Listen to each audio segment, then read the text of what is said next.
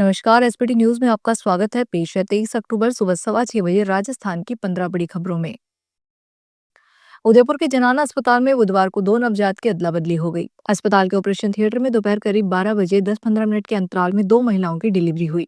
इनमें से एक ने बेटे और दूसरी ने बेटी को जन्म दिया। विवाद तब शुरू हुआ जब अस्पताल स्टाफ ने ओटी से बाहर आकर दोनों नवजात के परिजन को गलत सूचना दे दी।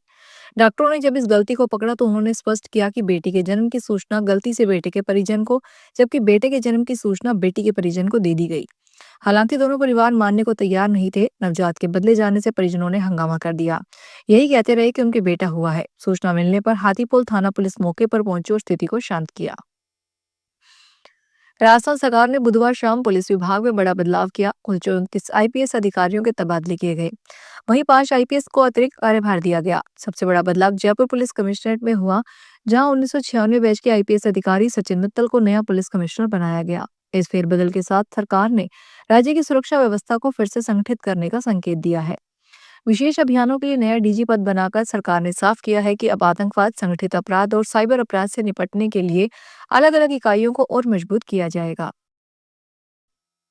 राजस्थान में अलवर जिले के लक्ष्मणगढ़ थाना क्षेत्र का एक छात्र रूस से लापता हो गया। प्राप्त जानकारी के अनुसार कफनवाड़ा निवासी अजीत सिंह रूस से उफा में स्थित बशीगर स्टेट मेडिकल यूनिवर्सिटी में एमबीबीएस का छात्र था। वह गत 19 अक्टूबर से लापता बताया जा रहा है। उसके परिजन केंद्रीय मंत्री से मिल चुके हैं, लेकिन उसका पता नहीं चला है।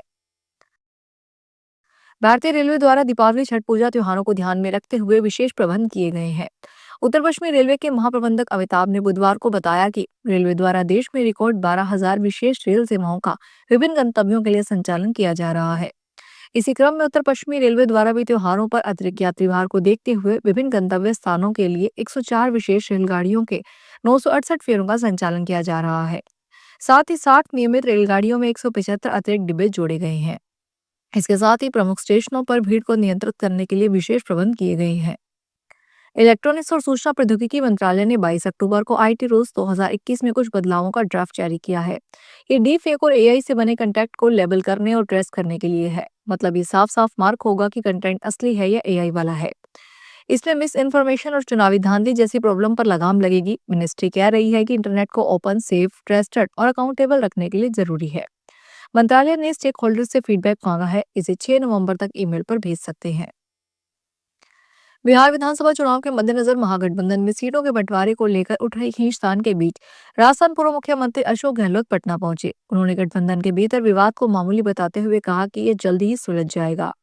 अशोक गहलोत ने कहा, बिहार में कुल 243 सीटें हैं। इनमें 5 से 10 सीटों पर मतभेद होना कोई सामान्य बात नहीं है। कई राज्यों में ऐसी स्थिति पहले भी देखने को मिली है। इसे बड़े रूप से पेश करने की जरूरत नहीं। उन्होंने आगे कहा कि महागठबंधन के तमाम काम अच्छे तरीके से चल रहे हैं और केवल कुछ सीटों को लेकर भ्रम की स्थिति है।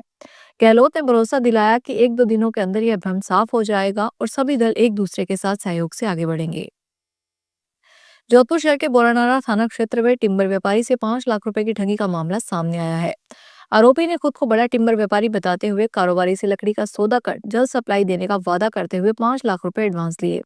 बाद में शातिर ने रुपए वापस लौटाने के लिए व्यापारी को बैग थमाया, लेकिन उसमें चंद असली नोट और सफेद कागज के टुकड़े निकले। 21 अक्टूबर की घटना के संबंध में बोरानारा थाने में एफआईआर दर्ज की गई है। आधार हर सरकारी और प्राइवेट काम के लिए जरूरी हो चुका है। ऐसे में अब भारतीय विशिष्ट पहचान प्राधिकरण ने आधार कार्ड से जुड़ी संशोधन सेवाओं के शुल्क में वृद्धि की है।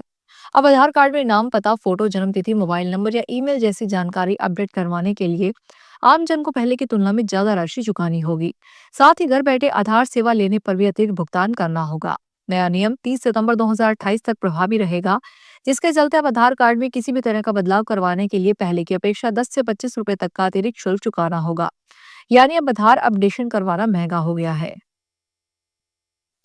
अहमदाबाद सांडेराव रूट पर चलने वाली एक निजी ट्रेवल्स बस में चोरी की वारदात सामने आई है। बस में यात्रा कर रही महिला यात्री का जेवरात और नकदी से भरा बैग अज्ञात व्यक्ति चोरी करके ले गया। सूचना मिलने पर सांडेराव पुलिस हरकत में आई और बस को रोककर जांच शुरू की। पीड़ित महिला ने बताया कि बैग में 35,000 रुपए नकद और 12 तोला सोना के जेवरात सहित कीमती सामान था।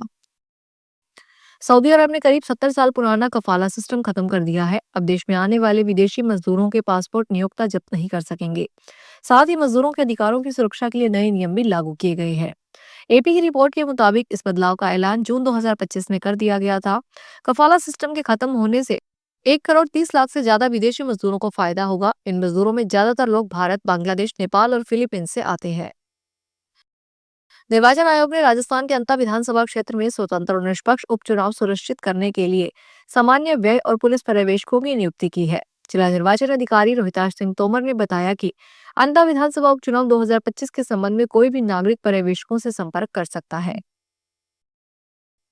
अजमेर में पुष्कर मेला 2025 की शुरुआत बुधवार यानी आज से हो गई है। पशुपालन विभाग की ओर से पशु मेला कार्यालय स्थापित कर दिया गया है। ये मेला 6 नवंबर तक होगा। रतीले ढोरों में ऊंट पालकों ने अपने ऊंटों के साथ डेरा डाल लिया है। वहीं घोड़ों की आवक भी शुरू हो गई है। मेले में दुकानें सज चुकी है और देशी विदेशी सैलानी भी मेले क्षेत्र में पहुंच रहे हैं। पशुओं की लगातार आवक बनी हुई है। पुलिस व प्रशासन ने अतिक्रमण हटाया। वहीं रेत से अजय रावत ने कलाकृतियां बनाई है। सुरक्षा के 2000 से ज्यादा पुलिस का जाब्ता तैनात होगा। पिछले 30 सालों में ठगों ने सोशल मीडिया का उपयोग करते हुए ठगी के तरीकों को भी हाईटेक किया है। जहां पहले सोने की ईंट बताकर पीतल बेच देते थे, वहीं ब्रांडेड जींस टी शर्ट के विज्ञापनों से लोगों को ठग रहे हैं। अब पढ़े लिखे लोग साइबर ठगी में शामिल हो रहे हैं। पहले ग्रामीणों से ठगी की जाती थी, अब ट्रेंड बदलकर युवाओं को ठगा जा रहा है। भरतपुर साइबर सेल प्रभारी अनिल जसोसिया ने बताया कि भरतपुर डीग समेत मेवात का इलाका साइबर ठगों का गढ़ रहा है। अब ई सिगरेट ब्रांडेड जींस के नाम पर ठगी का जाल फैला रहे हैं। राजस्थान हाईकोर्ट ने 6.5 करोड़ की जीएसटी चोरी के मामले में गिरफ्तार आरोपी को जमानत दी है। जस्टिस चंद्र प्रकाश श्रीमाली ने यह आदेश प्रेम कुमार की जमानत याचिका पर सुनवाई करते हुए दिए। कोर्ट ने अपने आदेश में कहा कि आरोपी के खिलाफ जो आरोप लगाए गए हैं, उनके विचारण में लंबा समय लग सकता है। वहीं मामले में जो मजबूत है वह इलेक्ट्रॉनिक सबूत है। ऐसे में उनके साथ छेड़छाड़ करने का अंदेशा नहीं है। आरोपी के खिलाफ पहले से कोई आपराधिक प्रकरण भी दर्ज नहीं है। ऐसे में उसे जमानत दी जा सकती है। राजस्थान के उप मुख्यमंत्री दिया कुमारी ने बुधवार को जयपुर स्थित प्रसिद्ध मोटी डूंगरी गणेश मंदिर में भगवान श्री गणेश के दर्शन किए और प्रदेशवासियों की सुख समृद्धि की कामना की। इस अवसर पर मंदिर के महंत कैलाश शर्मा ने विधिवत पूजा अर्चना करवाई। दिया कुमारी ने भगवान गणेश को अन्नकूट की भोग प्रसादी अर्पित की और गोवर्धन पूजा के पावन पर्व पर प्रदेशवासियों को शुभकामनाएं दी। तो ये थी राजस्थान की 15 बड़ी खबरें। अगर आपको हमारा बुलेटिन पसंद आया हो तो वीडियो को लाइक करें, अपने दोस्तों से शेयर करें और चैनल को सब्सक्राइब करना ना भूलें। फिर मिलेंगे नई खबरों के साथ। धन्यवाद।